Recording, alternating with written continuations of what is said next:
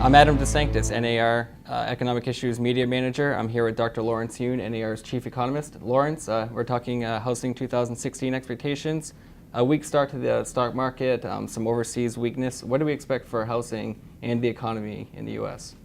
It's not starting out in the right way. In fact, I'm more concerned about the manufacturing industry, where some reading imply that there could be some contraction, which means the other sectors of the economy need to pull up. But the overall, I think there is enough momentum, especially related to the home building sector, to at least avoid a recession here in the U.S. The overall measure of the economy, GDP, is probably going to rise very weakly, 1 to 1.5% in 2016. This is avoiding recession, enough to create jobs, maybe 1.5 million to 2 million jobs, but we have to recognize it is a subpar performance, well below the normal growth rate of 3% GDP growth historically. Let's turn to housing. Existing home sales in 2015 up 7% from 2014. Will the trend continue in 2016? Because of the downgrade in the economic activity, that housing market may struggle to gain in 2016 regarding home sales. Last year was a good year with 7% growth in existing home sales. This year we may only squeak out 1 to 3% growth in home sales. Because slower pace of economic expansion, rising mortgage rates, but nonetheless it is a job creating environment and there's still a large pent-up demand for home buying. Therefore I think the home sales will squeak out a modest gain in 2016. And let's talk about prices. Prices up around 6% last year. What do we expect in 2016?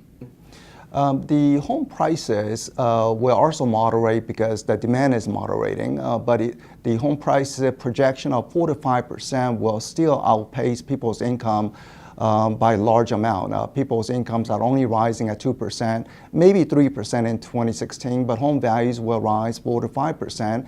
And the growth in home prices are coming due to the fact that we will again encounter housing shortage in many markets.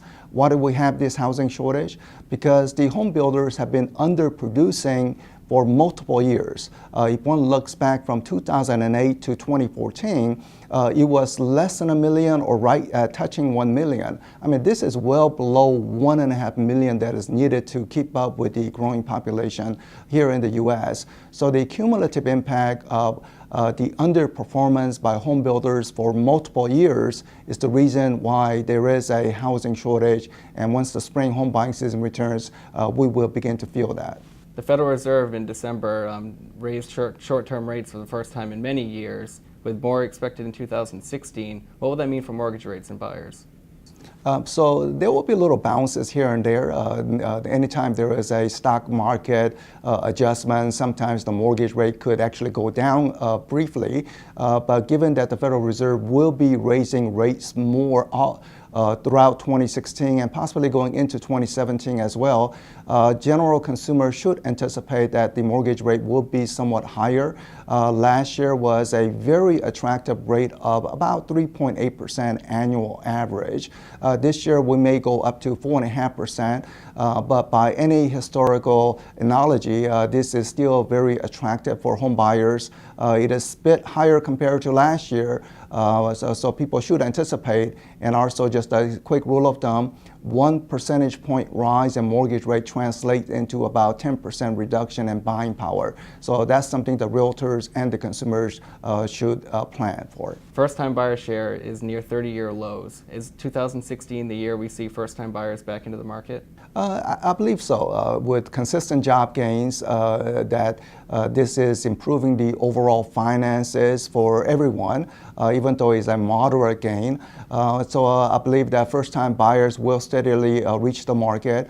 Our recent NAR survey of renters, what is their aspiration concerning home ownership, surprisingly, at least for me, I didn't expect the numbers to be that large, but over 90% of renters believe that home ownership is part of their American dream, something they want to realize at some point in their life. Maybe they cannot do it this year, but that's their aspiration. But now that the economy has been generating jobs for more than 5 years, I think we should see some modest upturn in first-time buyers.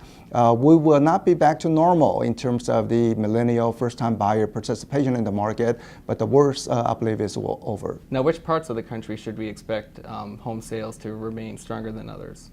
There are many variables that would impact the local housing market, the local housing supply, the local zoning issues. But one data that I always look at is the local job market conditions. Areas where there's a strong job growth, there will be a stronger housing demand. And areas where there are job losses, obviously there will be fewer home buying activity. So jobs, as common sense would dictate, is a very good leading indicator about the local housing market condition. And based on the numbers through end of last year, this is suggesting that markets like Salt Lake City should do well, Portland, Oregon should do well, Riverside, California. In the south, Atlanta, Tampa, as well as Charlotte looks to do very well. There are a couple of surprises. One in the Midwest, Grand Rapids are likely to outperform the nation, as well as Providence, just from the fact that Boston has become very expensive. People may be searching for a home in Providence and commute over to Boston. That could be a possibility. As to the downside, it's all related to the energy prices. The states that is focused on producing energy, whether oil or coal, they are losing jobs. So West Virginia, North Dakota, Louisiana, Oklahoma, they may see overall fewer jobs in 2016 compared to last year, which means slight slackening off in the home buying demand.